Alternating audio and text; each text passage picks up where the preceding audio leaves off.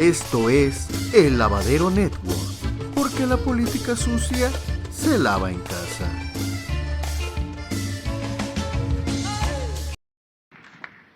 Escuchemos el mensaje que dirige el presidente de los Estados Unidos mexicanos con motivo del 4º año del triunfo democrático histórico, así como la inauguración de la primera etapa constructiva de la refinería Olmeca. Licenciado Andrés Manuel. Amigas, amigos,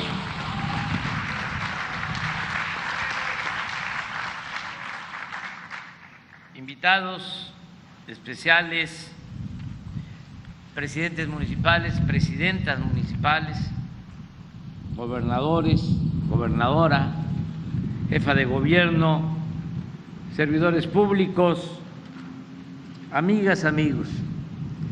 Nos da mucho gusto conmemorar aquí en Paraíso, Tabasco, el 4º aniversario del triunfo en la elección presidencial del 1 de julio del 2018.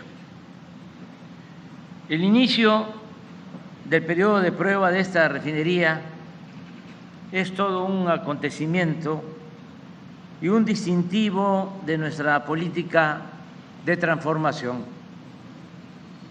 En los 36 años del periodo neoliberal o neoporfirista, nunca se construyó en el país una refinería. Durante todo ese tiempo se apostó a vender petróleo crudo y comprar en el extranjero gasolinas, diésel y otros combustibles. De manera deliberada y por corrupción, los gobernantes buscaban destruir la industria petrolera nacional.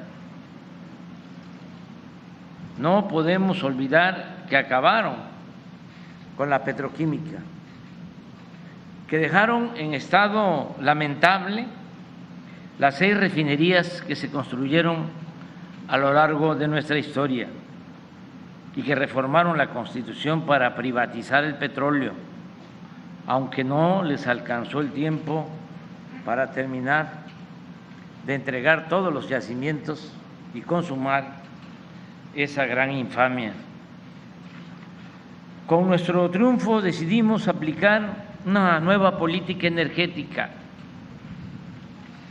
En materia petrolera, el objetivo, claro, es dejar de exportar crudo y procesar la materia prima en el país para ser autosuficientes en gasolinas y diésel. Por eso, desde que llegamos al gobierno, al tiempo que invertíamos en exploración y extracción de petróleo para frenar, como aquí se ha dicho, la constante caída en la producción, decidimos modernizar las 6 refinerías existentes, lo cual nos ha permitido aumentar casi al doble la capacidad productiva. Es decir, pasamos de transformar 485,000 barriles diarios a 863,000 al día de hoy. Y el año próximo se tendrá capacidad para procesar 1,200,000 barriles. A ello debe agregarse que oportunamente se decidió construir esta refinería, como aquí se explicó por Rocío Nale, que en efecto le dijimos no son cargos, son encargos y tú te tienes que comprometer a que terminemos esta obra. Uno de los problemas que se tienen en el gobierno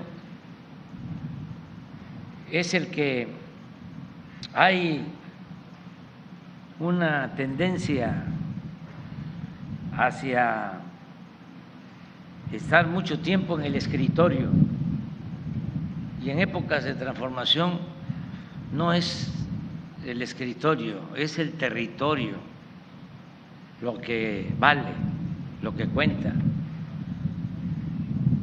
Rocío es secretaria de Energía y sí es importante su labor porque es una dependencia, una institución normativa de todo el sector energético. Pero lo más importante de todo es la ejecución. Es como la política. La política es pensamiento y acción. Y en tiempos de transformación, pues lo más importante es la acción. De modo que, como aquí lo explicó Rocío, con tiempo se decidió construir esta refinería. A ello debe agregarse que oportunamente también, por una circunstancia especial, cuando nos afectó la pandemia en todo el mundo, muchas empresas petroleras decidieron vender sus plantas de refinación. Llegaron a haber hasta 20 refinerías en venta en Estados Unidos. Y la empresa Shell estaba vendiendo 3 o 4 refinerías, pensando de que ya no iba a ser negocio la refinación. Y el director de Pemex, Octavio Romero Oropesa, me planteó de que teníamos la oportunidad de comprar las acciones de Deer Park para que pasara a formar parte del patrimonio petrolero de México. Y ya aquí se informó, se compró esa refinería y en 6 meses ya se han obtenido utilidades de más del 50% de su costo, es decir, este año va a quedar pagada esa refinería con una capacidad para procesar, igual que esta refinería, 340,000 barriles diarios. A esto hay que agregar que decidimos reiniciar la construcción de la coquizadora de Tula, que había quedado parada con una inversión de cerca de 2,000 millones de dólares. Esas decisiones las hemos tomado en varios casos. Imagínense lo que es dejar tirado equipos que se conviertan en chatarra cuando se trata de inversión pública, dinero del presupuesto, dinero del pueblo. Entonces, resolvimos reiniciar la construcción de la coquizadora de Tula. Y como aquí lo constatamos, se firmó ahora el contrato para terminar en agosto, porque no se puede antes, aunque vamos a estar buscando adelantar la inauguración. En agosto del 24, otra coquizadora en Salina Cruz, Oaxaca. Con todo ello, nos estamos preparando para dejar de importar gasolina, diésel y turbocina, ser autosuficientes crear empleos en el país y dedicar estos combustibles al mercado interno y al desarrollo nacional. Es un cambio profundo, un gran viraje de vender petróleo crudo a transformar la materia prima, producir los combustibles y venderlos en el mercado interno. En otras palabras, no hicimos caso al canto de las sirenas, las voces de los que pronosticaban de buena fe tal vez el fin de la era del petróleo y la llegada masiva de los carros eléctricos y de las energías renovables. Aclaro que ese avance tecnológico, más temprano que tarde, se convertirá en realidad con el apoyo de los pueblos y de los países del mundo, y que será benéfico, sin duda, para la salud y el medio ambiente. Es claro que para llegar a ello todavía falta tiempo, y vuelvo a la política, que entre otras definiciones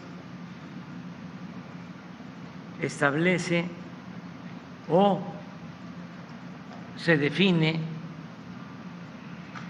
también con el manejo adecuado de los tiempos. La política es tiempo. En general, poco a poco hemos venido recobrando la rectoría del Estado en la planeación y el desarrollo nacional. Al igual que Pemex, también hemos venido rescatando la Comisión Federal de Electricidad. La privatización de la industria eléctrica fue tan brutal que empresas extranjeras como Iberdrola llegaron a tener más influencia que la propia Comisión Federal de Electricidad. Desde el gobierno de Salinas se dio preferencia en las reformas a las leyes y a la Constitución a las plantas de generación de empresas particulares, sobre todo extranjeras. Se les concedían permisos y concesiones, se les financiaba con la banca de desarrollo nacional, recibían subsidios y le daban prioridad en las líneas de transmisión. Primero subían la energía que se producía en las plantas particulares por encima de la empresa del Estado, con la excusa o pretexto de que producían energía limpia y renovable, mientras la Comisión Federal de Electricidad, según ellos, producía energía sucia.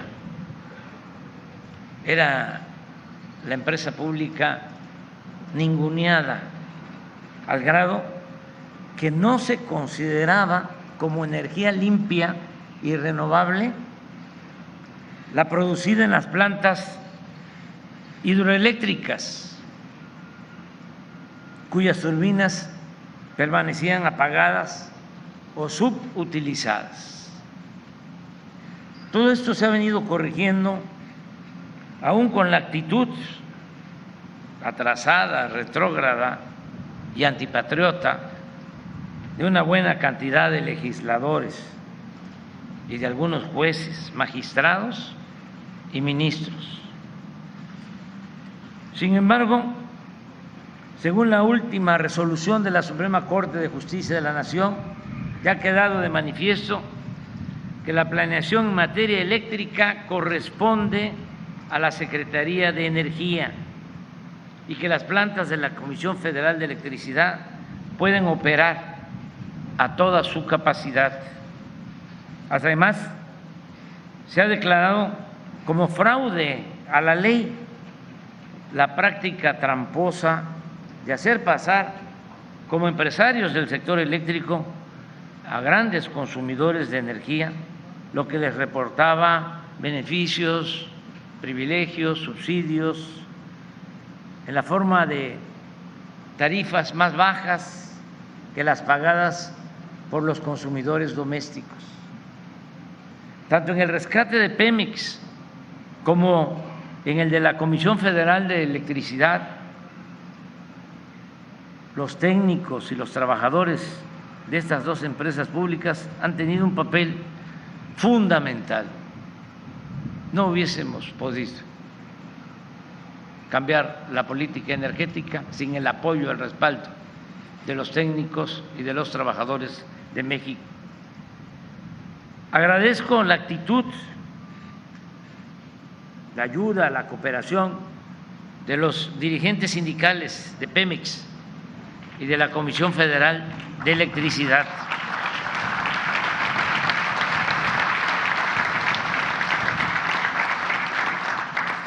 Así como la participación responsable y profesional de pequeñas, medianas y grandes empresas de la construcción,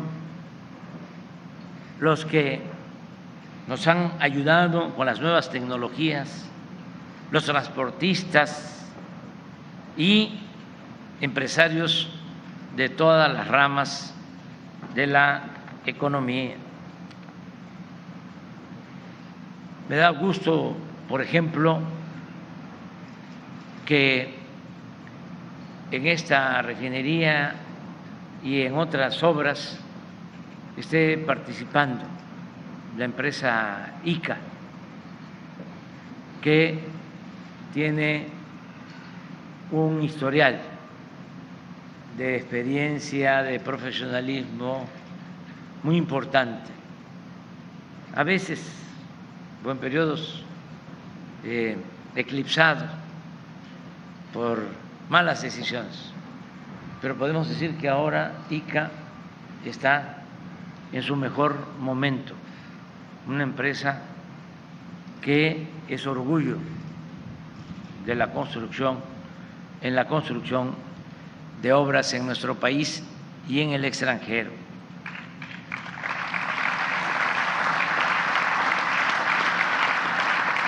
También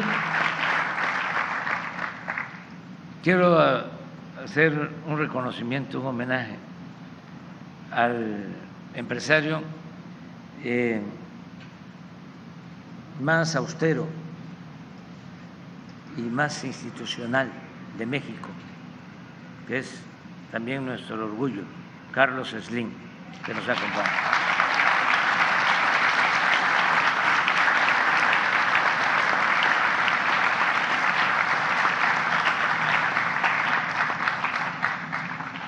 También en solo 3 años y 7 meses de gobierno hemos avanzado en la construcción de obras de infraestructura con inversión pública, sin contratación de deuda.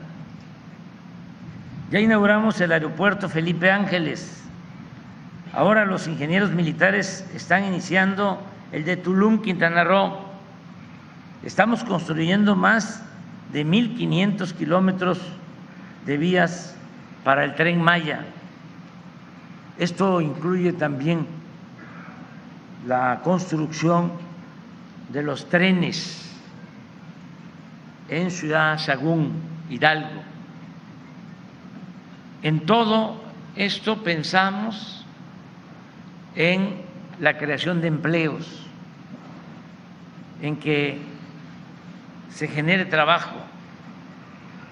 Y el ejemplo está aquí en Tabasco y en el sureste. Por décadas, Tabasco estuvo en los últimos lugares en creación de empleos y ahora es de los estados que más genera empleos. Y así otros estados del sureste, Veracruz, Oaxaca, Chiapas, Campeche, Yucatán, Quintana Roo. Estamos haciéndole justicia al sur, sureste de México, porque el sur también existe.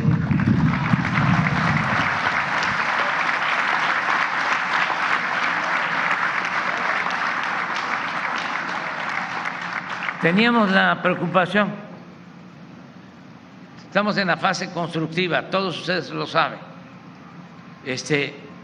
La industria de la construcción es muy noble porque en muy poco tiempo, rápido, se reactiva la economía, se generan muchos empleos, se apoya a los trabajadores, pero se termina la fase constructiva y ya no es lo mismo.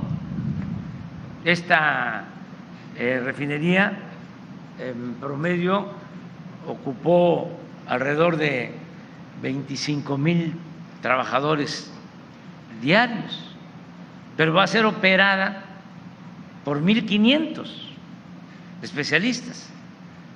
¿Qué vamos a hacer con los 23,500 que van a demandar trabajo? Por eso están muy contentos y son extraordinarios. Que vivan los trabajadores.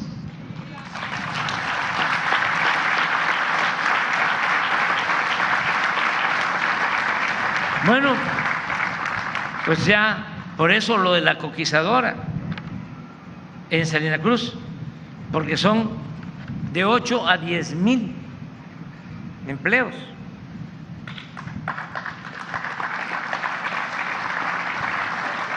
Aquí está el gobernador de Oaxaca, Alejandro Murat, que está recibiendo esta buena noticia. Y también ya viene la fase de más demanda de mano de obra en el Tren Maya. Entonces, no se van a quedar sin trabajo los que ya hicieron su obra aquí en Dos Bocas. Continúa en marcha, por eso, el proyecto de los parques industriales, la modernización de puertos y la construcción del tren del Istmo de Tehuantepec. También vamos a rehabilitar las vías férreas y los puentes de Coatzacoalcos a Palenque, es la vía del ferrocarril. Ya también se decidió llevar a cabo esta obra desde Coatzacoalcos a Palenque y de ahí vamos a tener la conexión ya con el Tren Maya. Esta obra está a cargo de la Secretaría de Marina, está aquí nuestro almirante, él es el responsable. Y también vamos a iniciar la rehabilitación de la vía férrea de Ixtepec, del Istmo hasta la frontera con Guatemala.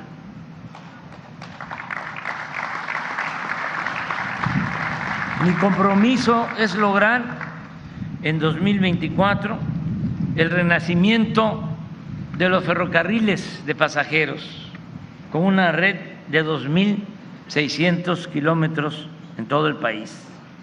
Avanzamos también en la construcción de obras hidráulicas para el desarrollo agropecuario, para la producción de energía y la disponibilidad de agua de consumo doméstico.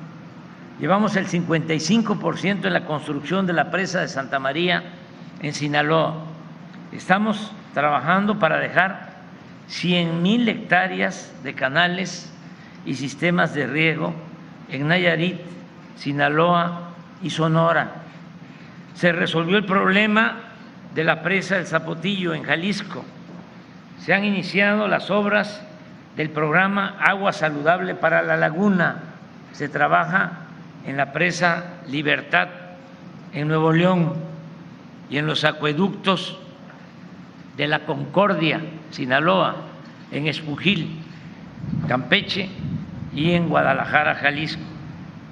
Asimismo, se lleva a cabo un amplio programa de dragados de ríos, de desasolve. Aquí también quiero hacer el reconocimiento a la Secretaría de Marina por todo este trabajo. Se han adquirido dragas como no se había hecho en otros tiempos. y se están desasolvando los ríos, arroyos, se están construyendo bordos y otras obras para proteger a la gente de las inundaciones. Por cierto, ya se está atendiendo a 20,000 familias afectadas por el huracán Ágata en la costa de Oaxaca. Aprovecho para agradecer el apoyo excepcional de las Fuerzas Armadas, tanto de la Secretaría de la Defensa como de la Secretaría de Marina. En casos de desastre, los oficiales, los soldados, marinos, sus efectivos han sido y seguirán siendo los primeros en llegar allí donde se necesita el auxilio urgente a la población. Se continúa apoyando al medio rural.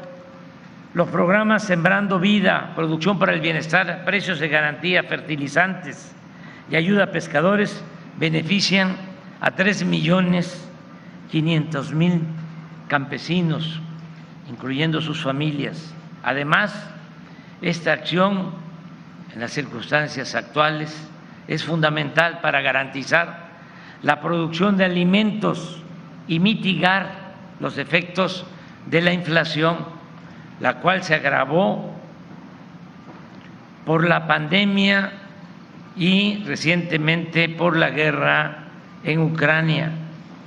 La enseñanza mayor, que no se nos vaya a olvidar esa lección, porque eso también hace la diferencia entre el modelo neoliberal que se impuso y lo que nosotros estamos llevando a la práctica.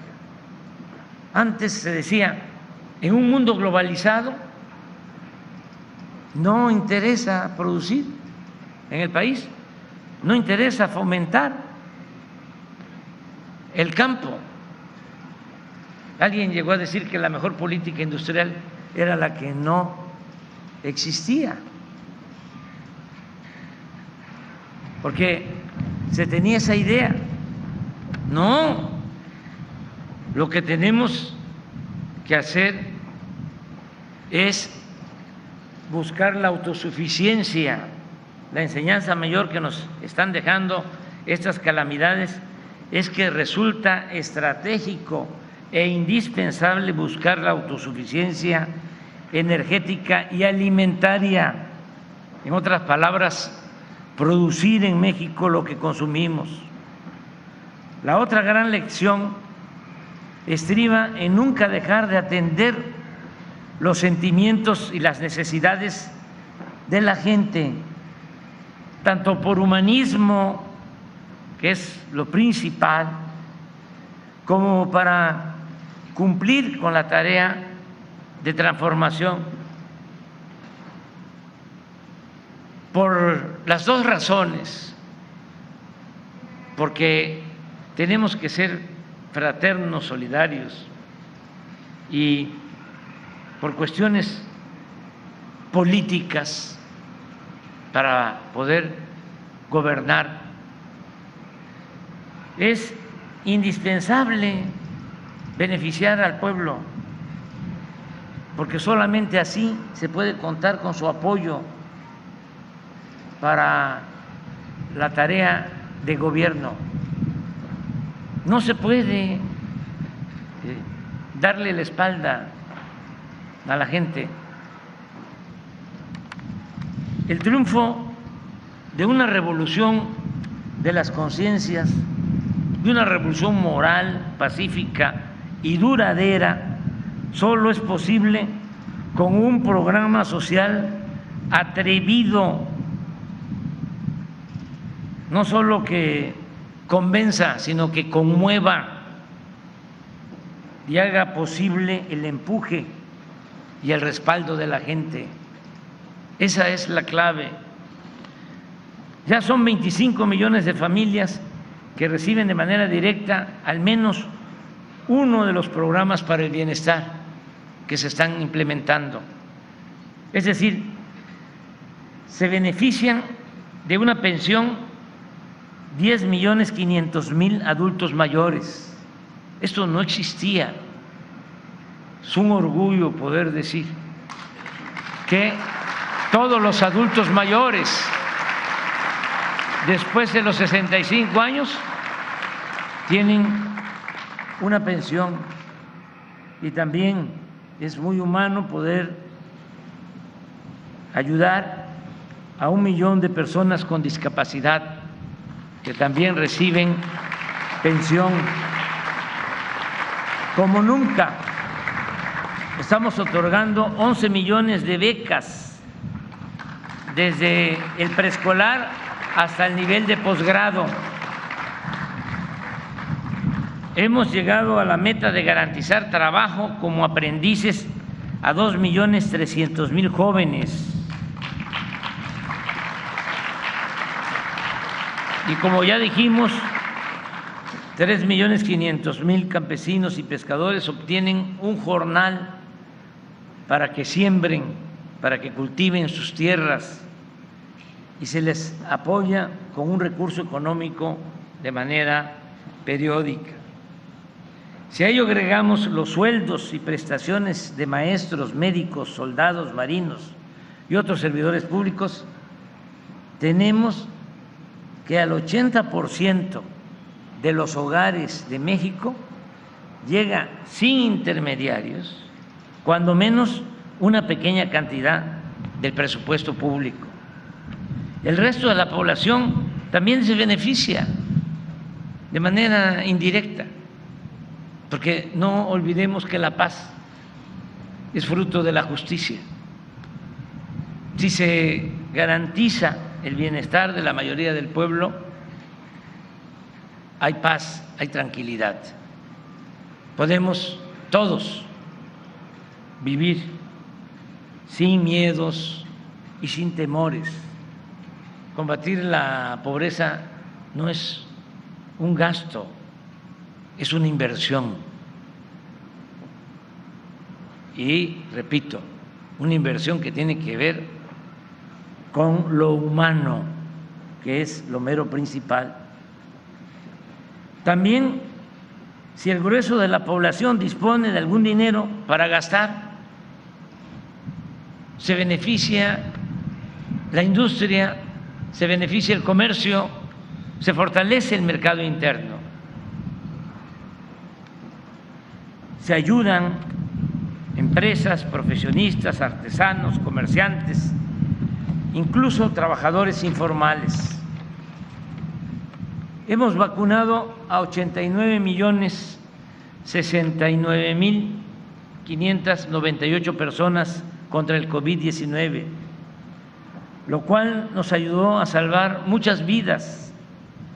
Y ahora, cuando la pandemia rebrota sin su gravedad original y sin dañar tanto como antes, estamos dedicados a levantar el sistema de salud pública para contar con buenas unidades médicas, centros de salud, clínicas, hospitales, con médicos generales, especialistas, con medicamentos suficientes y estudios clínicos, y con todo el personal médico, porque es un compromiso basificado. Así, antes de terminar nuestro gobierno, haremos realidad el mandato constitucional del derecho gratuito y universal a la salud. Lo mismo estamos haciendo en lo educativo. Hemos basificado a 400,000 trabajadores de este sector. Se aumentaron los sueldos a maestras y maestros. Estamos mejorando los contenidos de los libros de texto y se han entregado hasta ahora a las sociedades de madres y padres de familia presupuestos para el mantenimiento de 68,000 escuelas. Continuamos apoyando la cultura, el deporte, cuidando el medio ambiente.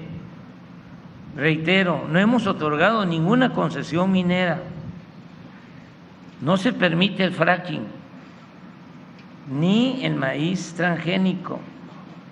Hemos creado parques ecológicos de recreación y cultura. Declaramos 2 reservas naturales y están en proceso 6 más. Añado que el programa de reforestación de México, y este es otro timbre de orgullo, el programa de reforestación que estamos aplicando en México es el más importante del mundo.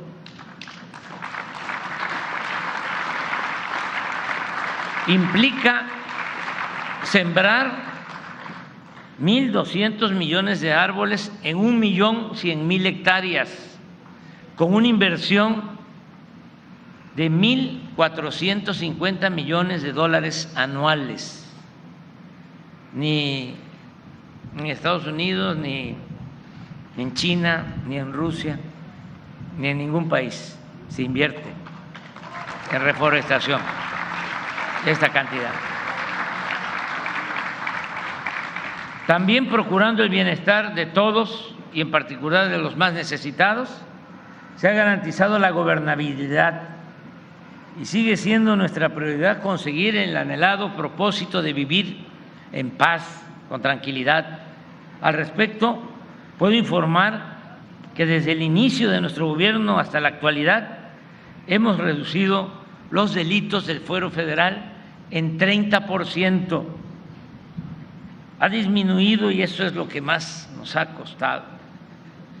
De todas maneras, ya hay una tendencia a la baja, hay una disminución en homicidios dolosos del 5%. El secuestro se ha reducido en 44%. El robo de vehículo también en 40%. El robo en general en 24%.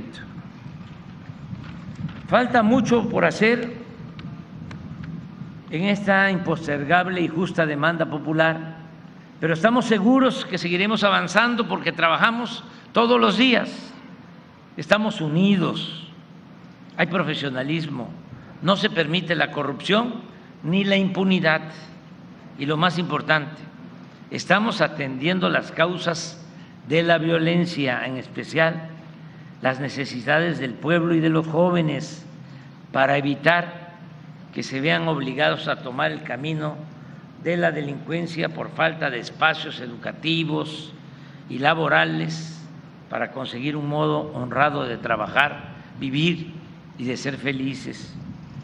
En materia económica, a pesar de la crisis desatada por la pandemia y ahora por la guerra en Ucrania, estamos saliendo adelante. Desde que llegamos, el peso no se ha devaluado como siempre sucedía. Nuestra moneda es la más fuerte en América Latina y se ha apreciado más que el euro en el tiempo que llevamos.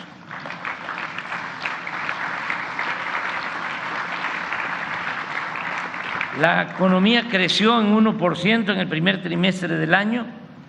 La inflación al cierre de mayo fue de 7.6%, un punto menos que en Estados Unidos y medio punto menos que en Europa, aunque este es un asunto que tenemos que atender. Ya lo estamos haciendo, porque no tiene el mismo resultado el aumentar salarios, que haya más ingresos con inflación. Se pierde poder adquisitivo. Por eso tenemos que enfrentar el problema inflacionario.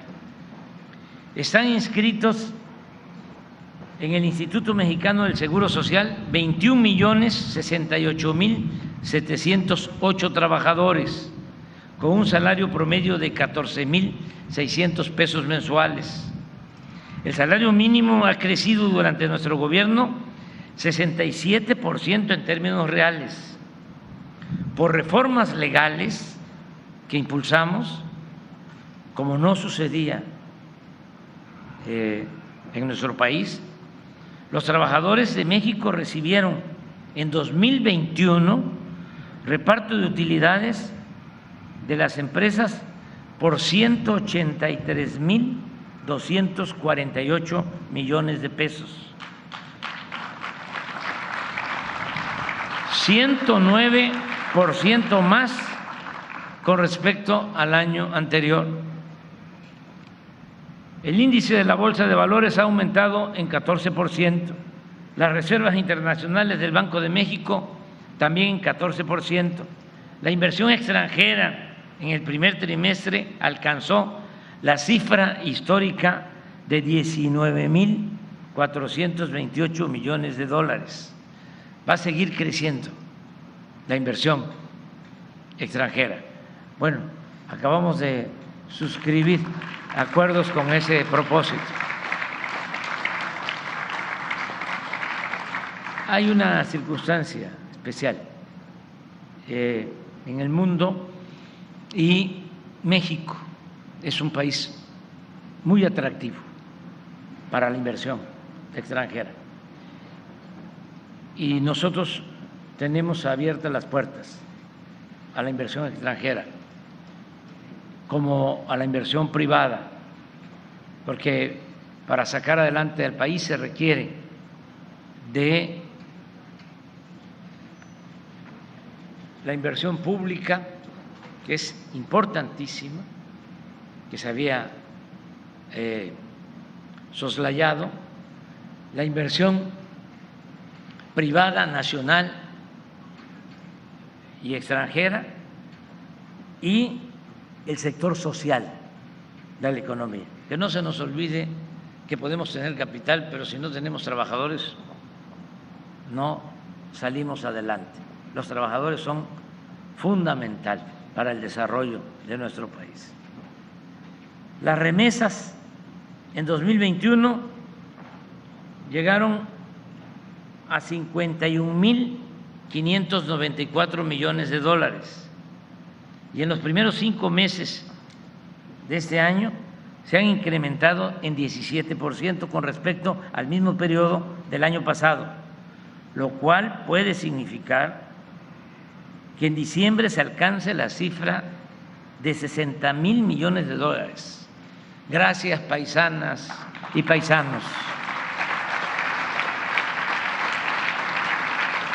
El precio de la mezcla mexicana de petróleo de exportación lleva 4 meses por arriba de $90 el barril, lo que nos ha permitido mantener sin aumento el precio de las gasolinas, el diésel y la electricidad.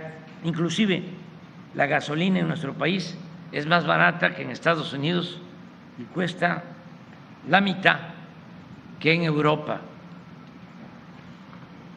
La relación con pueblos, países y gobiernos del mundo es inmejorable.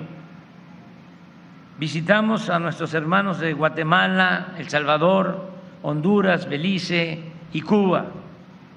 Aun cuando no asistí a la Cumbre de las Américas, por razones que expuse reiteradamente, nos representó allí el secretario de Relaciones Exteriores, Marcelo Ebrard.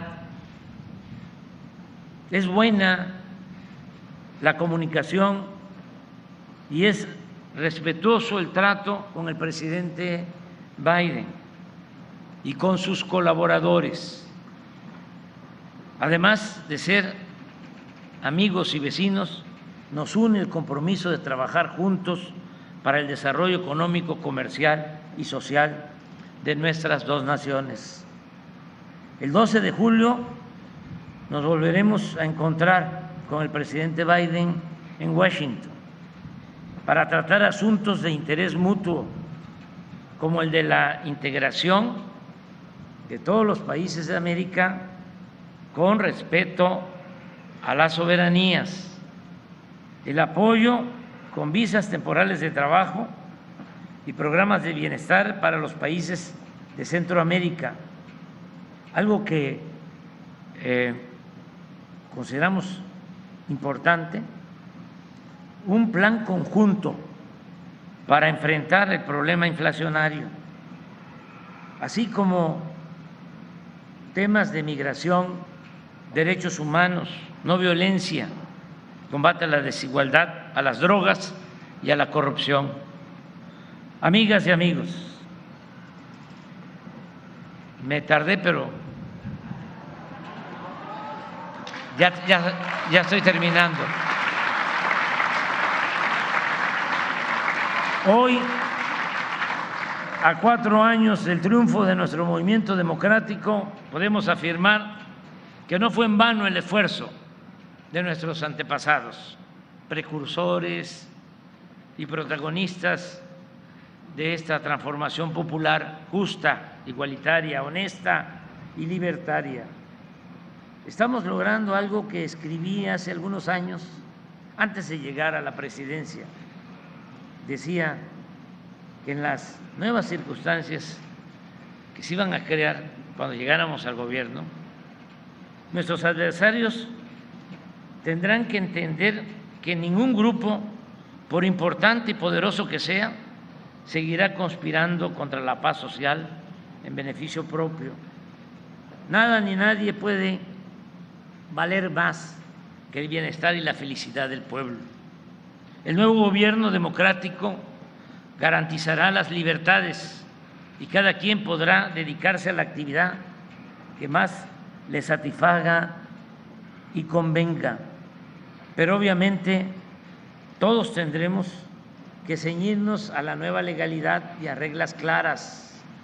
Se podrán hacer negocios, pero no habrá influyentismo, ni corrupción, ni impunidad. El presupuesto será realmente público, se dará preferencia a los pobres, se cuidarán los recursos naturales, la riqueza de la nación y los frutos del trabajo de los mexicanos se distribuirán con justicia y nunca más se permitirá que los privilegios de pocos se sustenten en la opresión, la inseguridad y la miseria de millones de mexicanos. Hasta ahí la cita. De modo que nuestros adversarios nos pueden acusar de todo lo que se les ocurra, pero no de ser incongruentes o de actuar sin apego a ideales y principios. Los hechos hablan por sí solos. Y antes de terminar, expreso aquí una aclaración pertinente. Esta obra de transformación la estamos haciendo entre todos, con trabajo creativo, sin excluir a nadie, con la inteligencia, con el trabajo de obreros, de campesinos, con la participación de hombres y de mujeres, pensando siempre en el porvenir de las nuevas generaciones, con mucho amor al pueblo y siempre, siempre a favor de la grandeza de México. Muchas gracias.